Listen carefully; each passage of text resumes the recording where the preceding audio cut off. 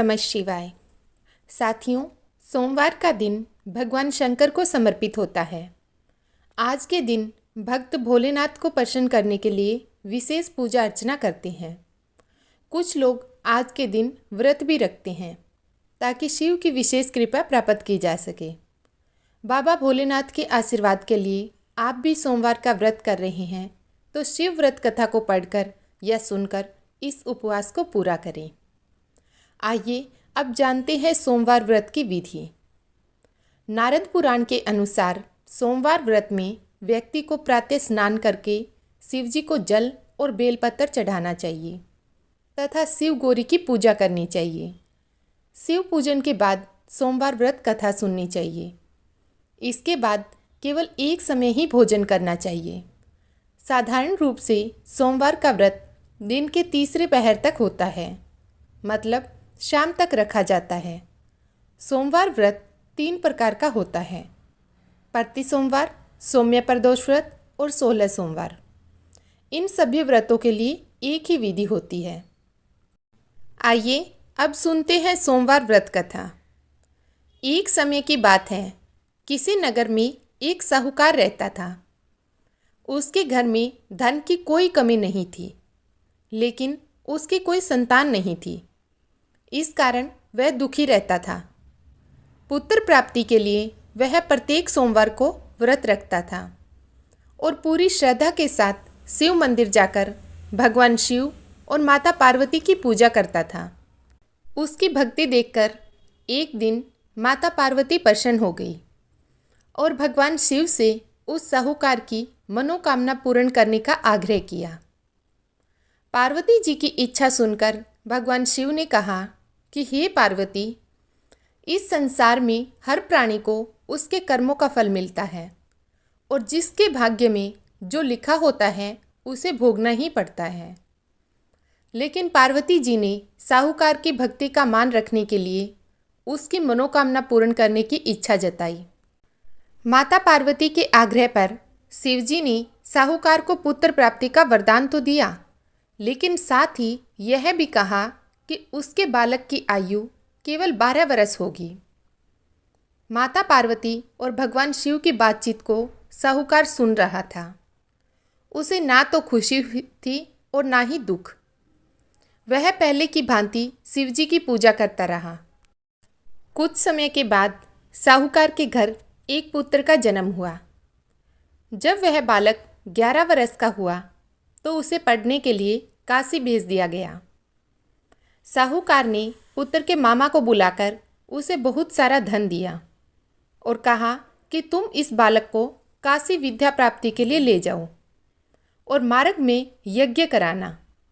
जहाँ भी यज्ञ कराओ वहाँ ब्राह्मणों को भोजन कराते और दक्षिणा देते हुए जाना।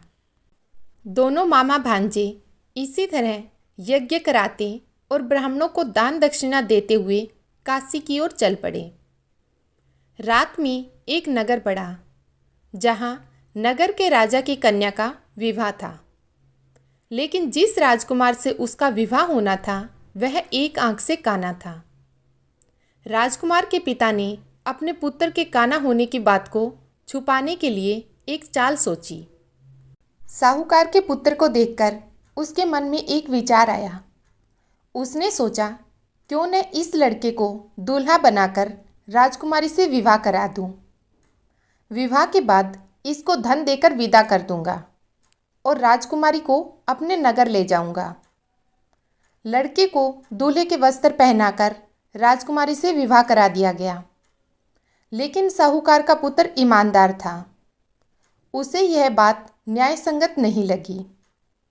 उसने अवसर पाकर राजकुमारी की चुन्नी के पल्ले पर लिखा कि तुम्हारा विवाह तो मेरे साथ हुआ है, लेकिन जिस राजकुमार के संग तुम्हें भेजा जाएगा वह एक आंख से काना है।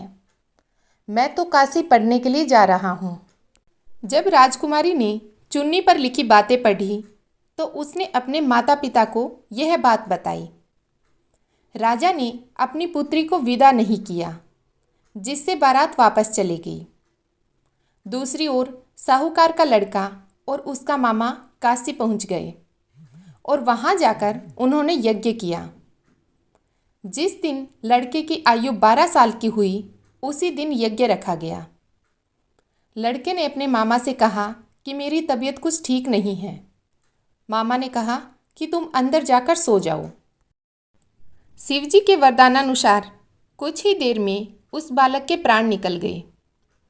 मृत भांजे को देखकर उसके मामा ने विलाप शुरू किया। संयोगवश उसी समय शिवजी और माता पार्वती उधर से जा रहे थे। पार्वती ने भगवान से कहा, स्वामी, मुझे इसके रोने के स्वर सहन नहीं हो रहे। आप इस व्यक्ति के कष्ट को अवश्य दूर करें। जब शिवजी मृत बालक के समीप गए तो वे बोले कि वह उसी साहूकार का पुत्र है जिसे मैंने 12 वर्ष की आयु का वरदान दिया था। अब इसकी आयु पूरी हो चुकी है। लेकिन मातृभाव से विभोर माता पार्वती ने कहा कि हे महादेव, आप इस बालक को और आयु देने की कृपा करें, अन्यथा इसके वियोग में इसके माता पिता भी तड़फ तड़फ कर मर जाएंगे। माता पार्वती के आग्रह पर भगवान शिव ने उस लड़के को जीवित होने का वरदान दिया। शिवजी की कृपा से वह लड़का जीवित हो गया।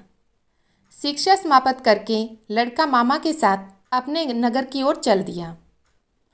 दोनों चलते हुए उसी नगर में पहुँचे जहाँ उसका विवाह हुआ था। उस नगर में भी उन्होंने यज्ञ का आयोजन किया। उस लड़के के ससुर ने उसे पहचान लिया और महल ले जाकर उसकी खातिरदारी की और अपनी पुत्री को विदा किया। इधर साहूकार और उसकी पत्नी भूखे प्यासे रहकर बेटे की प्रतीक्षा कर रहे थे। उन्होंने प्रण कर रखा था कि यदि उन्हें अपने बेटे की मृत्यु का समाचार मिला तो वह भी प्राण त्याग देंगे, परंतु अपने बेटे के जीवित होने का समाचार पाकर वे बेहद प्रसन्न हुए। उसी रात भगवान शिव ने साहूकार के सोपन में आकर कहा, हे श्रेष्ठी, मैंने तेरे सोमवार के व्रत करने और व्रत कथा सुनने से प्रसन्न होकर तेरे पुत्र को लंबी आयु प्रदान की है। इसी प्रकार जो कोई सोमवार व्रत करता है या कथा सुनता और पढ़ता है, उसके सभी दुख दूर होते हैं और समस्त मनोकामनाएं पूर्ण होती है। ओम नमः शिवाय।